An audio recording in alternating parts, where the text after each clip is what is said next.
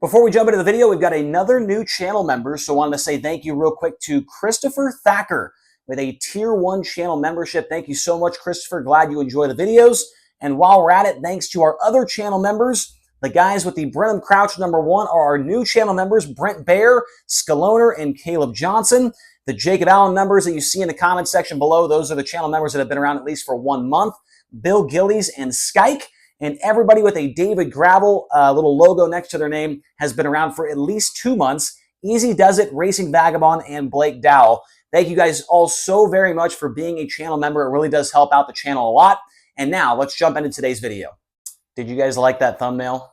It took me a little while to figure out the right thumbnail for this video, but I felt like it kind of makes sense. The World of Outlaws Championship trophy is the sun, and the 2 and the 41 are planets circling around it. I don't know. Does that make any sense? But I kind of did that because both these guys are so hungry for a championship that I felt like it kind of made sense, at least to me, and that's all that really matters. If you guys liked it, let me know in the comments. If you hated it, also let me know down in the comments. But I wanted to talk today about the championship that is going on right now with the World of Outlaws NOS Energy Drink Sprint Car Series with 17 races remaining. I'd say this one is still up for grabs. A lot more than the High Limit Championship is, that is for sure. 110 points separating David Gravel in the Big Game Motorsports #2 and Carson Macedo in the Jason Johnson Racing 41. So 110 points, if you break that down, is 55 positions on the racetrack unless one of the guys is able to win a race. So when you win a race with the Outlaws, it is a 4-point difference from first to second place.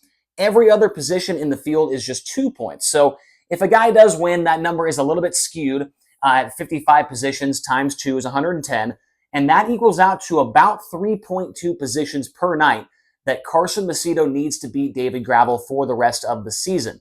So on this board, it's a little bit of a mess. I wasn't really sure how exactly to put this all together, and it's kind of all over the place, right? I don't have an exact science or formula to what is on the board here. It's just a lot of different things that I felt like kind of, would make sense in a video like this. I do think that David Gravel is going to win this championship with that big of a lead, but also at the same time, we've seen Gravel struggle when it comes down to the final stages of the season. Now, over on the far left, underneath of their number, the last 3 seasons, David Gravel has finished second in the overall Outlaw Championship to Brad Sweet, and Carson Macedo for the last 3 seasons has finished third in the Outlaw Championship to Gravel and then Brad Sweet. So in 2023, Gravel was 60 points behind Brad Sweet going in, or at the end of the World Finals at Charlotte.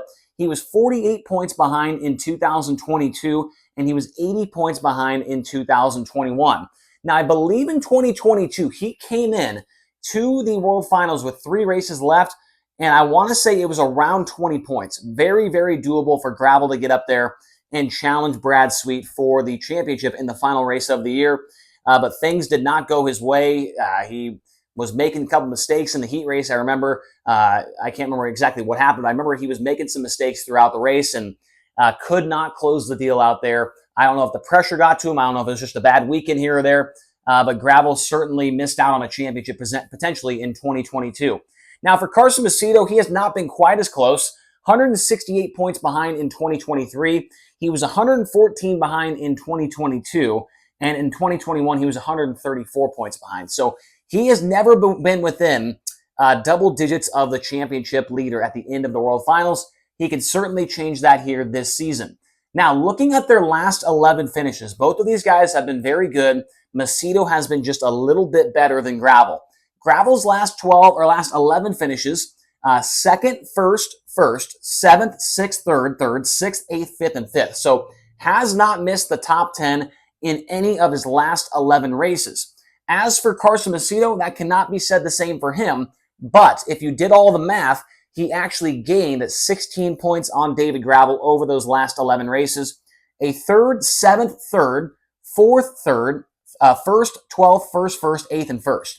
So Macedo has been winning a lot of races, getting those extra 2 points in the championship. And like I said, over those finishes I just talked about, he has gained 16 points on David Gravel.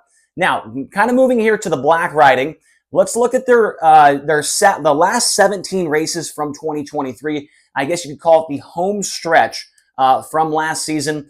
In the last 17 races last season, David Gravel had a 5.0 average finish. Carson Macedo, on the other hand, had a 7.4 average. So not, favoring Carson Macedo when you look at the historical stats of last year. David Gravel did have a better average finish in the last 17 races. But things do kind of swing more towards Carson Macedo's way as we continue to look at here. So the DNFs for Gravel in 2024, he does have 2 by my count. There could be more, there could be less, but from what I could find, 2 DNFs for David Gravel this year.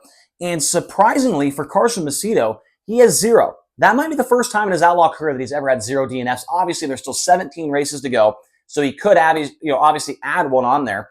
But that has helped him a ton this year in that department. Now, the last 10 races, the average finish for David Gravel is 6.8, which is 4th among full-time drivers with the series. For Carson Macedo, his average finish is 3.8, which leads all drivers with the series. And if you look at that, 6.8 to 3.8, that is 3 positions. That is what he needs to catch up to him by the end of the year. 3.2, so very, very close. So if Carson can continue to do what he's doing for the next 17 races, it could come down to the wire in this championship. Obviously, it is very, very hard to stay that consistent throughout that much of a stretch of time. But I also want to look at this. Did David Gravel peak too early in the season? We hear this all the time in different sports, whether it's hockey, football, baseball, whatever. Some teams seem to peak too early. They play their best at the wrong time of the season, maybe too early, in the middle, or some guys seem to peak a little bit late, right? And I think we have a tale of 2 different stories here with both of these drivers. In my opinion, David Gravel may have peaked a little bit early. His last win was on July 28th. What's today, September 13th, 12th? That's a long time ago for a win for David Gravel on race number 41 of the season. And ever since then, in the 12 races that have followed that win on July 28th, he only has 4 top 5 finishes, and he only has 3 appearances in a dash and an average start of 10.4. So Gravel has been having to drive forward several times in these main events, and a couple of these main events, he's had to start outside the top 10 by a lot, and I'm talking like 5 or 6 races. So he has been struggling to get through the heat races, struggling to qualify, which has always been a huge strength for David Gravel. But here recently, that has not been the case. Now, Carson Macedo, is he peaking late? I would have to say yes. His last, his races since that last win for David Gravel on July 28th, he has 5 wins since Gravel's last win, 9 top 5 finishes since then in the last 12 races compared to Gravel's 4, and 9 dash appearances with an average start of 5.6. So the numbers, I mentioned over here that Gravel's numbers were maybe a little bit better, but in the DNFs, the last 10 races, in this little area we've got about peaking late and early, Macedo has been the guy. And so I think that, I think it's going to be close. Like David Gravel, obviously, he has the upper edge. He has way more points than Carson Macedo right now.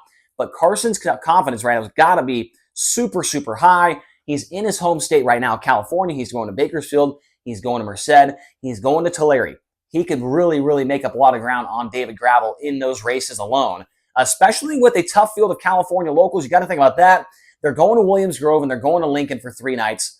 The PA Posse guys are tough. If Gravel has a mistake in qualifying and gets behind the 8 ball, he could struggle to make the dash there as well.